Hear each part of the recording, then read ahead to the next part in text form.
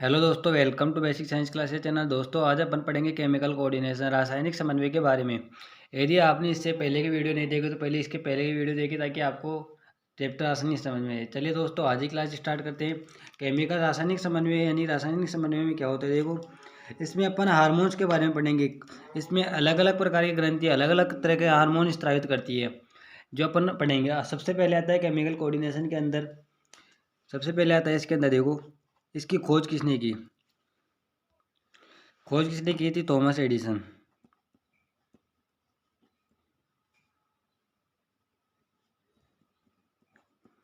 Thomas Edison ने इस hormone की खोज किसमें की थी? अंतःस्रावी ग्रंथि, बोलते हो अंतःस्रावी ग्रंथि, एंडोक्राइन सिस्टम, एंडोक्राइन सिस्टम के अंदर,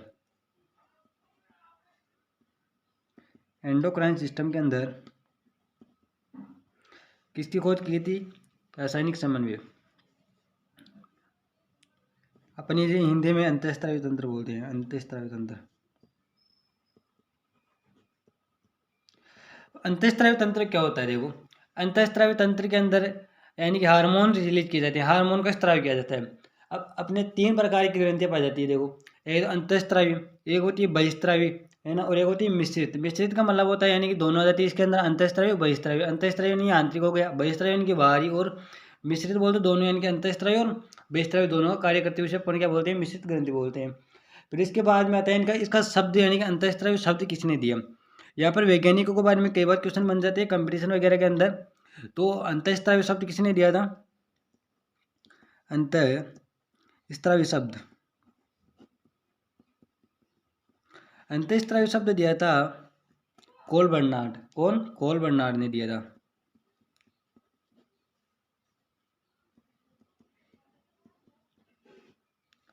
फिर इसके बाद में आता है अपने यानी कि एक हार्मोन है, यानी कि स्टार्लिंग हार्मोन की खोज किसने की थी। ये यानी कि हार्मोन्स के बारे में क्वेश्चन क्या बनता है, यानी कि स्टार्लिंग हार्मोन की खोज किसने की थी।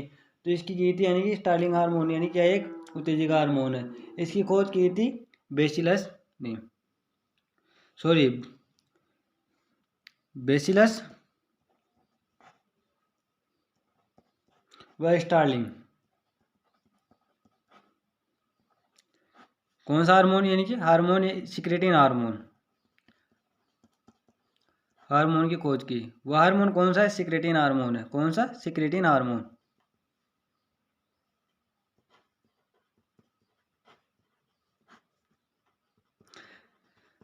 अब देखो यहाँ से क्वेश्चन कैसे बनेगा। सिक्रेटिन हार्मोन की खोज किसने की थी? सबसे सर्वप्रथम किसने की थी? यानी कि स्टार्लिंग ने, और वह बेसिलस ने। कब की थी? 1906। तो देखो यहाँ पर यानी कि सन के बारे में इतना नहीं पूछा, जब क्या नहीं कहा, यानी कि वैज्ञानिक यानी कि जनक के बारे में पूछ लेता है। अब देखो एक स्टार्लिंग और बेसिलस ने सिक्रेटिन हार्मोन किसके अंदर खोज की थी? अपन ने पढ़ा था जब यहाँ डाइजेस्टिव सिस्टम पढ़ रहे थे, तब अपन ने पढ़ा था छोटी आंत बड़ी आंत वगैरह। तो स्मॉल इंटेस्टाइन के अंदर किसमें? ग्रहणी में, ग्रहणी में खोज की थी। किसमें? अब स्मॉल इंटेस्टाइन में क्या होता है, इनकी सर्वाधिक पाचन कहाँ पे होता था? अपने स्मॉल इंटेस्टाइन के अंदर होता है। सबसे ज़्यादा पाचन कहाँ पे होता था? स्मॉल इंटेस्टाइन के अंदर होता था। तो स्मॉल इंटेस्टाइन के अंदर, small intestine, small intestine, small intestine में कौन सी? ग्रहणी। कौन सी? ग्रहणी के अंदर। अब ग्रहणी कौन सी? अपने स्मॉल इंटेस्टाइन में तीन भाग थे अपने, ग्रहणी, अग्रशुद्रांत और शुद्रांत। तीन भागों से मिलकर बनी होती है अपनी छोटी आंत। तो उसके में सबसे पहले आता है ग्रहणी। ग्रहणी में क्या होता है, यानी कि सिक्रेटिन हार्मोन की खोज की थी किसने? बेसिलस और स्टार्लिंग ने। इस बात में आता है अपने यानी कि देखो ग्रंथि कितनी प्रकार की होती है। ग्रंथियों से अपने हार्मोन स्रावित होते हैं। ग्रंथि अपने तीन प्रकार की ग्रंथियां पाई जाती है। सबसे पहले देखो ग्लैंड, अपनी सब क्या बोलते हैं? ग्लैंड बोलते हैं। ग्लैंड यानी ग्रंथियां, ग्रंथियां देखो, ग्रंथियां देखो अपने तीन प्रकार से पाई जाती है। कितने? तीन प्रकार से। सबसे पहले आता है अपने अंतःस्रावी, अपने इसे इंग्लिश में बोलते हैं एंडोक्राइन, एंडोक्राइन बोलते हैं अंतःस्रावी, अंतःस्रावी ग्रंथि। सेकंड आता है अपने बहिस्रावी, बहिस्राव को अपन बोलते हैं एक्सोक्राइन, बहिस्रावी।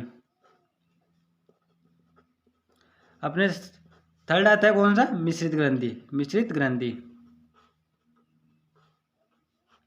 मिश्रित को बोलते हैं अपन क्या? मीजोक्राइन,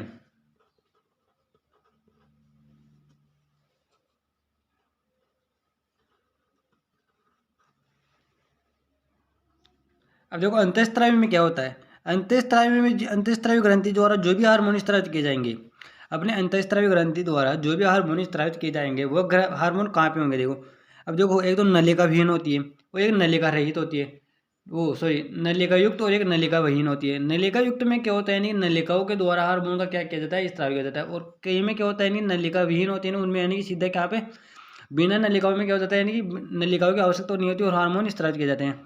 तो अंतःस्रावी तंत्र में क्या होता है कि ये नलिका विहीन होती है, तो नलिका विहीन हो गई तो इसमें क्या होगा, इनकी डायरेक्ट हार्मोन रिलीज किए जाएंगे और क्या किसी मिल जाएंगे, तो ये क्या होते हैं, नलिका विहीन होती है।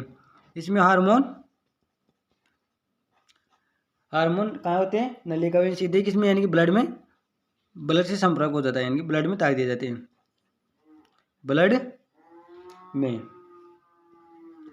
ये सीधे किस में जाते हैं, ब्लड में जाते हैं। ये नलिका विहीन होती है, तो अपन इसे बोलते हैं नलिका विहीन होती है। नलिका विहीन ग्रंथि में क्या होता है, नलिका विहीन ग्रंथि में क्या होता है, यानी कि इसमें रक्त को हार्मोन को सीधे यानी कि रक्त में त्याग दिया जाता है। अब एंडोक्राइन बहिस्त्रावी में क्या होता है, अब देखो बहिस्त्रावी में नलिका युक्त होती है, नलिका युक्त होती है इसमें कौन सी ग्रंथि आती है, पाचक ग्रंथि आती है। अब पाचक ग्रंथि में अपन यदि भोजन ग्रहण करेंगे तो उसके अंदर लार सलाइवा वगैरह मिलाया जाता है, तो इसमें क्या होता है, नलिका युक्त होता है। नलिका के माध्यम से क्या होता है, यानी बोलस के रूप में जाती है, तो ये नलिका युक्त हो गई। तो इसके अंदर कौन सी आती है, पाचक ग्रंथि आती है। अब पाचक ग्रंथि देखो अपने कौन कौन सी होती है, पाचक ग्रंथि में अपनी स्टोमच आ गया, आमाशय हो गया, है ना, आमाशय, और श्वेत ग्रंथियाँ, श्वेत ग्रंथि, और अपने स्तन ग्रंथि आ जाती है। ऐसे बहुत सारी ग्रंथि होती है। मिश्रित ग्रंथि में क्या होता है, देखो मिश्रित ग्रंथि में यानी दोनों प्रकार की ग्रंथि पाई जाती है, यानी एंडोक्राइन और एक्सोक्राइन, अंतःस्रावी और बहिस्रावी। इसके अंदर देखो 1% तो 1% तो कौन सी एंडोक्राइन बोल दो, एंडोक्राइन अंतःस्रावी पाई जाती है, 1% तो एंडोक्राइन ग्रंथि पाई जाती है, एंडोक्राइन ग्लैंड, एंडोक्राइन ओनली 1% पाई जाती है। जिसके अंदर क्या होते हैं, यानी कि लैंग्रेंज के द्वीप आ जाते हैं, कौन से, लैंग्रेंज के द्वीप, जो किसमें अग्नाशय रस में होते हैं, लैंगरहैंस के द्वीप, ये अग्नाशय द्वारा त्यागी जाती हैं। और 99% क्या होता है, एक्सोक्राइन बहिस्रावी होती है। अब देखो बहिस्रावी का कार्य क्या हो रहा है, सबसे ज्यादा हो रहा है, तो इसके अंदर यानी कि ये कौन सी है, एक्सोक्राइन। अब अपन एक एक करके समझेंगे। देखो भैया सबसे पहले अपन देखते हैं अंतःस्रावी तंत्र, कौन सा, अंतःस्रावी तंत्र। देखो अपन एक एक करके समझेंगे यहाँ पर। देखो सबसे पहले आता है अपने अंतःस्रावी ग्रंथि, एंडोक्राइन ग्लैंड, इसे अपन बोलते हैं अंतःस्रावी अंतःस्रावी। अब देखो इसके अंदर भी बहुत सारी ग्रंथियां पाई जाती है भैया। अब देखो अंतःस्रावी में सबसे पहले आता है अपने हाइपोथैलेमस, हाइपोथैलेमस, और फिर आता है अपने पीनियल ग्रंथि, अपन जब यानी मस्तिष्क के बारे में पढ़ रहे थे, हमने ब्रेन पढ़े थे, जब अपन ने देखा था कहाँ पे पाया जाता है, हाइपोथैलेमस कहाँ पे पाया जाता है, पीनियल ग्रंथि कहाँ पाई जाती है, और पिट्यूटरी ग्रंथि, पीयूष ग्रंथि कहाँ पाई जाती है, पीयूष ग्रंथि ये कहाँ पाई जाती है, अपन ने उसमें देखा था, यानी कि स्कल में कहाँ पे कौन से भाग में पाई जाती है, पीयूष ग्रंथि। ये अपने तीनों ग्रंथियाँ कहाँ पे पाई जाती है, क्रेनियल भाग में, बोल तो कपालीय गुहा में, क्रेनियल कैविटी में। यदि आपने इसका ह्यूमन ब्रेन का यानी कि वो पार्ट नहीं देगा तो वो देखे, ताकि आपको ये आसानी समझ में आएंगे। हार्मोन्स के बारे में आपको जब अच्छे समझ में आएगा, यानी कि कौन सी ग्रंथि कहाँ पे पाई जाती है। फिर अपन ने देखा था अपने थायराइड ग्रंथि और पैराथायराइड ग्रंथि। देखो ये इसी के भाग, अंतःस्रावी तंत्र के भाग है सभी, है ना, अपन देख रहे हैं ना, ये था पैराथाइड और पैराथाइड और थायराइड ग्रंथि।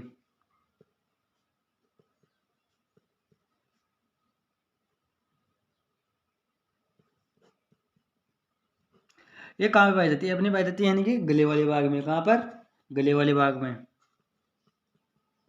जहाँ उन्हें कंठ होता है वहां पर क्या पाई जाती है, पैराथाइड और थायराइड ग्रंथि पाई जाती है, गले वाले भाग में। सबसे पहले अपने तीन ग्रंथि हाइपोथैलेमस, पीले ग्रंथि, पीयूष ग्रंथि। एक कहाँ पाई जाती है? क्रेनियल कैविटी, कपाली गुहा में पाई जाती है। पैराथायरॉइड और थायराइड कहाँ पाई जाती है? गले वाले भाग में आती है। फिर इसके नीचे और आएंगे अपन, तो अपने आते हैं थाइमस ग्रंथि। कौन सी? थाइमस। देखो अपने एक ये हो गई, 2 3 4 5, बता अपने छठी ग्रंथि। इसमें आता है अपने थायराइड ग्रंथि, थाइमस सॉरी थाइमस ग्रंथि। ये कहाँ पाई जाती है? यानी वक्ष गुहा में पाई जाती है। कहाँ पर? वक्ष गुहा में, वक्ष गुहा। जब अपन स्केलेटल सिस्टम के बारे में पढ़ रहे थे, जब अपन ने देखा था यानी कि वो 5 भाग देखे थे, गिरवा, वक्ष, त्रिक, अनुत्रिक और कूट। वो कौन, इसमें कौन कौन से हड्डियाँ पाई जाती है? तो कौन पे पाई जाते हैं? वक्ष गुहा में पाई जाता है। थाइमस ग्रंथि कहाँ पाई जाती है? वक्ष गुहा में पाई जाती है। फिर आता है अपने यानी कि पैंक्रियाज, अग्नाशय और रेडिनल ग्रंथि। फिर अपने आता है 7वां पैंक्रियाज, पैंक्रियाज और एक एड्रिनल ग्रंथि। ये कहाँ पर पाई जाती है? ये पाई जाती है अपने उदर गुहा में। अब देखो वक्ष गुहा, फिर अपने आ गए उदर गुहा। आप यदि स्केलेटल सिस्टम के बारे में पढ़ोगे तो यानी कि आपको यहाँ से समझ में आ जाएगा नहीं कौन सी ग्रंथि कहाँ पर पाई जाती है। तो आपको याद करना नहीं पड़ेगा, यानी कि रटना नहीं पड़ेगा, समझ में आ गया तो। फिर आता है अपने सेक्सुअल ग्लैंड। सेक्सुअल ग्लैंड के बारे में आप जानते होंगे, 9वां आता है अपने sexual gland. Sexual gland, sexual gland में अपने 2 आता है, एक तो कौन सा यानी कि मेल रिप्रोडक्टिव सिस्टम और एक फीमेल रिप्रोडक्टिव सिस्टम, है ना। मेल के अंदर अपने क्या पाए जाते हैं? टेस्टिस पाए जाते हैं, टेस्टिस। अब यदि आपने मेल रिप्रोडक्टिव सिस्टम और फीमेल रिप्रोडक्टिव सिस्टम नहीं देखा तो वो देखेंगे तो आपको पता चलेगा कि मेल में टेस्टिस पाया जाता है। अब टेस्टिस पाया जाता है तो अपन इसकी क्या बोलते हैं? यानी कि ट्यूबेक्टोमी बोलते हैं। क्या? जब अपन यानी कि इसको वो सॉरी हाँ, इसकी नलिकाओं को काट दिया जाता है तो उसे क्या बोलते हैं अपन? वेसिक्टोमी बोलते हैं। और फीमेल के अंदर यानी अंडवाहिनी को काट दिया जाता है तो उसे बोलते हैं अपन ट्यूबेक्टोमी, जिसके अंदर ट्यूब पाई जाती है, यानी कि फलोपियन ट्यूब। तो ट्यूब को काटने पर क्या बोलेंगे अपन? ट्यूबेक्टोमी। तो देखो फीमेल में भी हमें यदि फीमेल में क्या पाया जाता है? ओवरी पाया जाता है, इसमें टेस्टिस पाया जाता है, इसमें ओवरी पाया जाता है, अंडाणु पाया जाता है, अंडाणु यानी कि, और इसमें टेस्टिस वर्षण पाया जाता है। और इसमें अंडाशय जो अंडाणु का निर्माण करते हैं, टेस्टिस क्या करते हैं? शुक्राणु का निर्माण करते हैं भैया। अपन इन 9 ग्रंथियों के बारे में पढ़ा। 9 ग्रंथियों में कौन सी ग्रंथि है? अंतःस्रावी प्रकार की ग्रंथि है, अंतःस्रावी। अपन ने देखो ग्रंथियाँ पढ़ी, ग्रंथियों में 3 प्रकार की ग्रंथियाँ पढ़ी, अंतःस्रावी, बहिःस्रावी और मिश्रित ग्रंथि। अंतःस्रावी में अपन ने ना 9 प्रकार की ग्रंथियाँ पढ़ी, हाइपोथैलेमस, पीले ग्रंथि, पीयूष ग्रंथि, थाइमस, पैंक्रियाज, एड्रिनल ग्रंथि, थायराइड, पैराथायराइड और सेक्सुअल ग्लैंड। अब अपन इनके बारे में भी एक एक करके समझेंगे। देखो बच्चों, यानी कि चैप्टर बुक वो थोड़ा लेंथी है पर यानी कि समझ में आसानी से आ जाएगा। अपन यानी कि हार्मोन्स के बारे में ये अधिकतर टाइम कंपटीशन में और 11th-12th के बच्चों के लिए महत्वपूर्ण टॉपिक है। यदि आपको एक बार इस चैप्टर को आसानी से समझ लोगे ना आपको इत्मीनान से, तो आपको अच्छे से समझ में आ जाएगा भैया। अब देखो भाई अपन एक एक करके समझते हैं। पहले सबसे पहले आता है अपने हाइपोथैलेमस। क्या आता है अपने? हाइपोथैलेमस।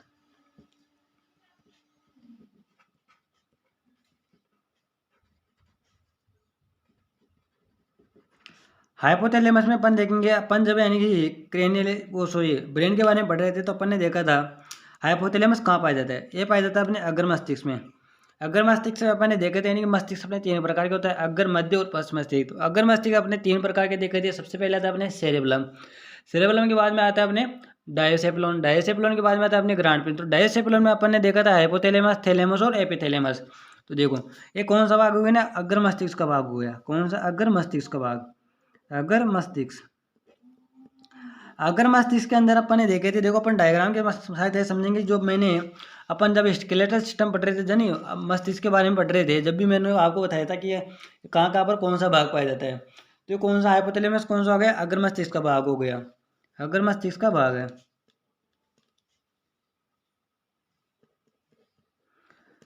फिर इसके बाद में आता है अपने अग्र मस्तिष्क में। देखो अग्र मस्तिष्क देखो अपन कहाँ पे देखे थे जब अपन पढ़ रहे थे, उसके डायग्राम बनाए थे। देखो अपन इधर डायग्राम बना लेते हैं पहले, सॉरी आपको ये समझ में नहीं आएगा भैया। ऐसा कुछ मैंने डायग्राम बना के समझाया था। यदि आपने इसका वीडियो नहीं देखा ना ह्यूमन ब्रेन का, तो वो देखिए ताकि आपको अच्छे से समझ में आएगा भैया। अपन ने यहाँ पर बनाए थे यानी कि 3 तो केविटी और 4 वेंट्रिकल, 3 तो केविटी और 4 वेंट्रिकल। अब देखो 3 केविटी कौन सी है? 1 2 3 तो अपनी केविटी हो गई, है ना। और वेंट्रिकल देखो कौन से है। देखो एक तो ये हो गया वेंट्रिकल, एक 2 हो गया और एक ये हो गया, ये 3 हो गया, एक 4 हो गया, 4 हो गया, है ना। अब अपन ने इन्हें तीनों को अलग अलग नाम दिया था। अपन ने इसे दिया था यानी कि पैरासील, इसे अपन मेटासील, और इसे अपन डायोसील कहा था, इसे अपन डायोसील कहा था, अपने डायोसील, और अपन इसे मेटासील कहा था। अब देखो पैरासील में क्या पाया जाता है, पैरासील अग्र मस्तिष्क का भाग है ना, अग्र मस्तिष्क का भाग है। तो अपन इसके अंदर यानी कि सेरेब्रम आ गया, सेरेब्रम आ गया। इसके बाद में आता है अपने दूसरा, यानी कि दूसरा कैविटी आता है, और वेंट्रिकल कितने अपने 2 ही है, यानी कि तीसरा तो तीसरा तो वेंट्रिकल और दूसरा कैविटी, एक कैविटी 2 वेंट्रिकल हो गए अपने, और तीसरा वेंट्रिकल दूसरा कैविटी। तो देखो अपन बोल सकते हैं, पहले अपन देखो नाम लिखते हैं। हाइपोथैलेमस अपने यहाँ पे पाया जाता है, हाइपोथैलेमस थैलेमस अपने यहाँ पाया जाता है, अपना थैलेमस हो गया। मैंने इनके कार्य बताया था, हाइपोथैलेमस क्या करता है, ये यानी कि भूख प्यास ताप नियंत्रण कहाँ कौन करता है, हाइपोथैलेमस। थैलेमस क्या करता है, इनकी संवेदनाओं को भेजने का काम करता है। और एपिथैलेमस जो अपने यहाँ पाया जाता है, यहाँ पर अपने यहाँ पे एपिथैलेमस पाया जाता है, थैलेमस देखो। तो देखो अपने हाइपोथैलेमस कहाँ पे आ गया, डायोसील गुहा में आ गया, कहाँ पे, डायोसील में, है ना, डायोसील में आ रहा था। तो अपन बोल सकते हैं देखो अपने 1 2 तो वेंट्रिकल यहीं पर होगा, तीसरा तो वेंट्रिकल हो गया अपने, तो थर्ड वेंट्रिकल, और दूसरा क्या हो गया अपने केविटी, वह सेकंड केविटी टी के आधार में स्थित है। आ गए होगा यहाँ तक, तो समझ में स्थित है। देखो अपन लॉजिक सब्जेक्ट को समझेंगे ना तो अपन को आसानी से समझ में आएगा भैया। और अपन यदि जैसे रटने की कोशिश करेंगे ना तो एक दिन याद रहेगा, दूसरे दिन अपन भूल जाएंगे। और यदि अपन कॉन्सेप्ट के अनुसार समझेंगे ना तो एक दिन याद रहेगा ना, तो दूसरे दिन अपन यदि उसको देखेंगे ना तो अपन को देख के समझ में आ जाएगा, हाँ भैया अपन ने यहाँ पर ये चीज़ देखी थी। देखो यहाँ तक तो आपको मेरे को लगता है समझ में आ गया इनके हाइपोथैलेमस के बारे में, हाइपोथैलेमस कहाँ पर स्थित होता है और कौन कौन सी गुहा और केविटी में स्थित होता है। और इसके बाद में आता है अपने हाइपोथैलेमस द्वारा कुछ हार्मोन रिलीज किए जाते हैं, यानी कि उसे अपन 2 प्रकार से बोल सकते हैं। हाइपोथैलेमस द्वारा एक तो RH रिलीजिंग हार्मोन होता है, और एक होता है गोनाडोट्रोपिन यानी इनेबिन हार्मोन, यानी रोधक हार्मोन। एक होता है रोधक हार्मोन जिसे अपन बोलते हैं इनेबिन हार्मोन, IH बोलते अपन इसे, इनेबिन हार्मोन और रिलीजिंग हार्मोन। जो यानी कि अपन इसे पढ़ेंगे ना तो बहुत टाइम लगेगा। इनकी इसमें 7-8 प्रकार के हार्मोन पाए जाते हैं, वो अलग अलग कार्य करते हैं। अपन यानी कि बेसिक पढ़ रहे तो यानी कि बेसिक के अनुसार चलेंगे ताकि आपका वीडियो लॉन्ग ना हो। तो अपन आज की क्लास यहीं पर रोकते हैं हाइपोथैलेमस तक की।